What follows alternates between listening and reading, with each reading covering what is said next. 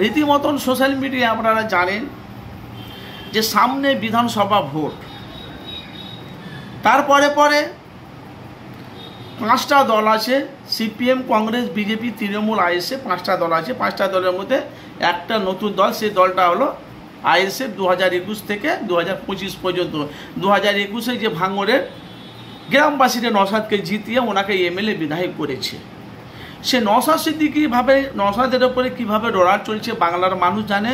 বাংলাতে 12 কোটি মানুষ আছে, 12 কোটি মানুষ আছে। আইএসএফের দলটা প্রত্যেকটা ঘরে ঘরে কম বেশি পৌঁছে গেছে। ভোট দেখ আর না দেয় সেটা পার্সোনাল ব্যাপার। সে নওশাদ সিদ্দিকীর ওপরে বিরোধী দল বারবার টর্চার করছে। এবারকার নওশাদ সিদ্দিকী যখন বাড়ি আসছে, আব্বাস সিদ্দিকী বলছে তাকে আমি দেখে আমার কষ্ট হয়। তো উনি রাজনীতি ময়দানে উনি রাজনীতি ময়দানে মানুষের সেবা যত্ন করছে, আমি ধর্মগুরু করছি। তা আমার ভাইয়ের ওপর যে টর্চার করছে সে থেকে আমিও রাজনীতিতে নেমে আমি দেখতে চাই যে আমার ভাইকে যারা টর্চার করছে আমাকে যেন করুক, কিন্তু নওশাদকে থেকে কষ্ট হচ্ছে।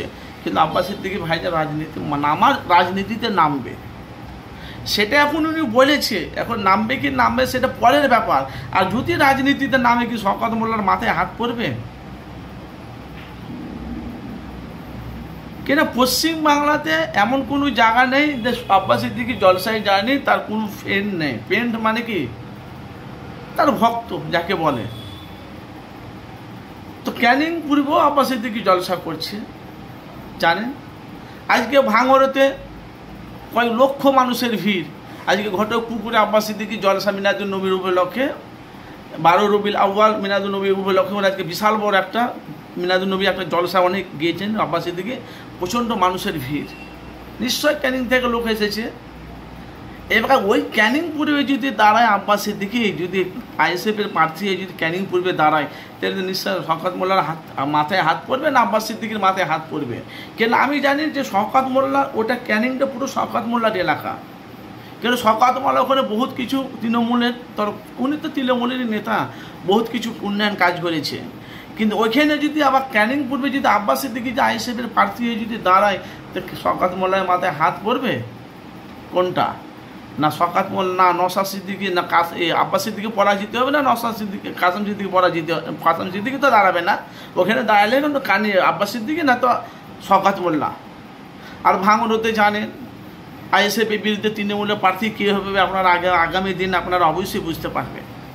তো লড়াইটা হয়েছে ভাইজান, মেল হলো 294 সিটের একটা সিট, সেটা হলো ভাঙড়ে নওশাদ পেয়েছে। সে আইএসএফের দলটাকে মুছিয়ে দেওয়ার জন্য বিরোধী দল উঠে পড়ে লেগেছে। আর বামফ্রন্ট, সিপিএম, কংগ্রেস আরও সব ছোট ছোট দলকে নিয়ে নওশাদ সিদ্দিকী 2026 জোটে লড়ছে। এদের টার্গেট হলো ভাই বলা বলি কথা, আমি তো অন ক্যামেরার সামনে বলছি, ওদের টার্গেট হলো আব্বাস সিদ্দিকী না নওশাদ সিদ্দিকী ডাইরেক্ট বলছে আমার লক্ষ্য হলো বিজেপি, আইএসএফ, না বিজেপি আর তৃণমূল। আর তৃণমূলের টার্গেট হলো বিজেপিকে বাংলা থেকে উচ্ছেদ করা। যেহেতু বাংলাতে বিজেপির সিট অনেক কটা আছে বিধানসভায়, নওশাদ সিদ্দিকী তো 5 বছরের দল, ইনি তো চ্যালেঞ্জ করেছে, শওকত মোল্লা নওশাদকে চ্যালেঞ্জ করেছে। তো ভাই আপনাদের মূল্যবান আপনারা মতামত জানাবেন, আপনারা যে এখান থেকে আছে। 2026-এ যে খেলাটা হবে মারমার কাটকার খেলা হবে ভাইজান, সাংঘাতিক খেলা আছে ব্যাপার। কিন্তু নওশাদ সিদ্দিকীর সাথে লড়াই আছে। আব্বাস সিদ্দিকী ভাইজান যদি নামে রাজনীতি ময়দানে, তাহলে আর এই শওকত মোল্লা তো বলেছে অত যদি বাপের ক্ষমতা বাপের বেটায় হয় তাকে আসো না ক্যানিং পূর্বে আমার বিরুদ্ধে দাঁড়াও না। যদি আব্বাস সিদ্দিকী দাঁড়ায়, কে পরাজিত হবে একটু কমেন্ট বক্সে আপনাদের মূল্যবান মতামত জানাবেন। কার মাথায় হাত পড়বে আপনারা জানেন যে মানুষের কাছে সত্যটা বাস্তবটা তুলে ধরি। আপনাদের মূল্যবান আপনারা মতামত জানাবেন। সামনে বিধানসভা ভোট, আপনার ভোট আপনি কাকে দেবেন চিন্তা ভাবনা করে আপনি ভোটটা দেবেন। আপনার ভোট, আপনার একটা ভোটের দাম 1 লাখ টাকা। বেফালতু জায়গায় ভোট দেবেন না, হেরে গেলে ভোটটা বেকার হয়ে যাবে।